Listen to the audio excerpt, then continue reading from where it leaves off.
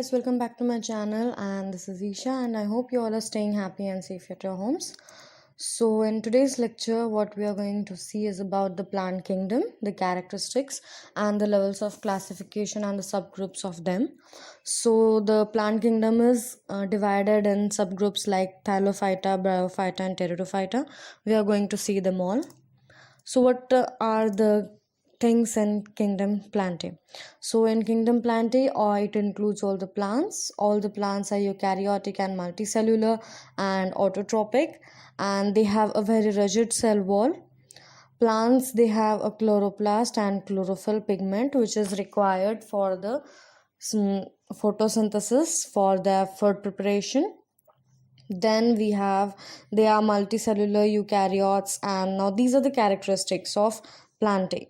Now these plants, they are non-motile. They are stick to one position. They are not motile. They don't move here and there. They are the autotrophs. They make their own food. That is why the chlorophyll is present in them for the process of photosynthesis. They reproduce asexually by vegetative propagation or sexually. Now they are the multicellular eukaryotes. As explained to you before, they are the multicellular eukaryotes. Plants contain the outer cell wall, and a very large central vacuole is present in them. So they contain a photosynthetic pigment called chlorophyll, which is present inside the plastids. If you haven't seen the first slides of our chapters, please do visit that, because you can see the difference between the plant cell and the animal cell, so you will know what are the plastids and central vacuole in those videos. Now let's see the level of classification. Plant body, vascular tissue and seed formation, these are the level of classification on which the plant body has been divided. So the plant body, it depends on whether the plant body has well differentiated distinct component. Example, the roots, the stem, the leaves. So these are the body parts of the plant. They are divided upon, then differentiated upon distinct component. Next is the vascular tissue, whether the plant body has some special tissues for their transport of water and the other substances. So this is a vascular tissue. Now the seed formation. Now the ability to bear seeds, and whether the seeds are enclosed within the fruits. It is the seed formation. Next, now following subgroups of kingdom Plantae: Thallophyta, Bryophyta and Pteridophyta, gymnosperms and angiosperms, even these are there. So what are cryptogams and phanerogams? Even this we are going to see what are these. So what is Thallophyta? They do not show a well differentiated body. That is, they don't have a roots, stem, leaves. They don't have these. Well differentiated body is not there. Plants are primitive and simple body structure.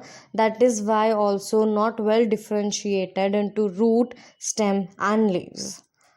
Plant body is thallus-like. They may be filamentous, colonial, branched and unbranched. Plants are predominantly aquatic. Most of them are the aquatic. Predominantly they are the aquatic. Plants in this group are commonly called algae. Now, examples, there are Spirogyra, Eulothrix, Cleidophora, Chara, Volvox, etc. There are many examples. So these are few pictures of Thallophyta examples, plants. As you can make out of it, that these are not very well differentiated, say that they don't have the plant body structures. Next is Bryophyta. These are known as amphibians of the plant kingdom.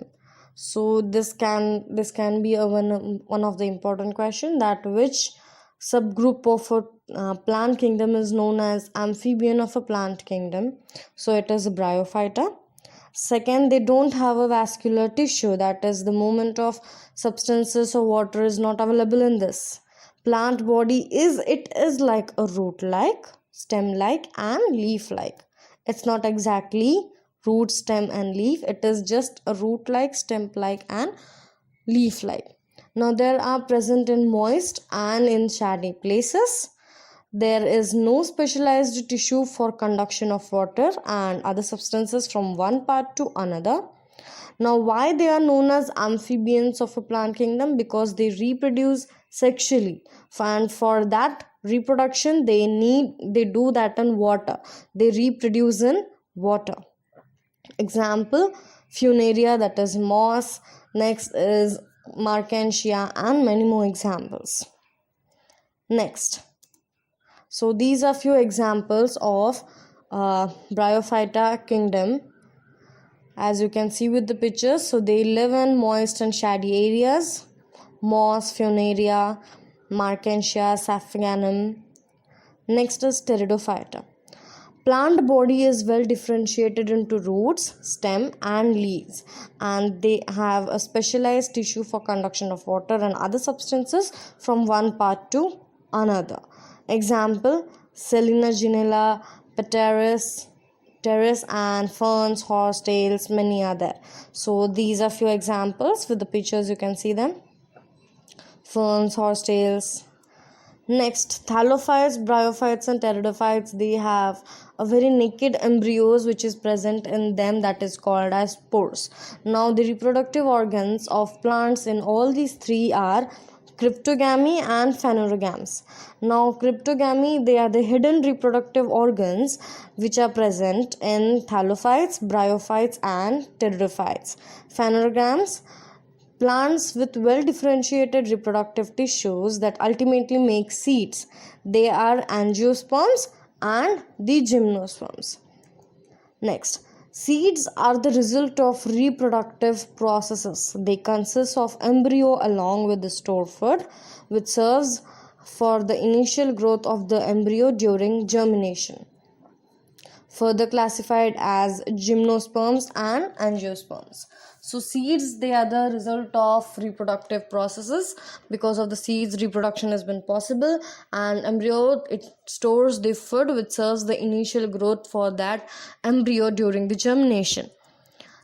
And in the next video we are going to see about gymnosperms and angiosperms. I hope you like this video. And then also in the next video we are going to see the difference between dicot and the monocot. Next, I hope you all like this video. Please do hit the like button and share with your friends, and yeah, do subscribe to my channel. Thank you. Bye bye.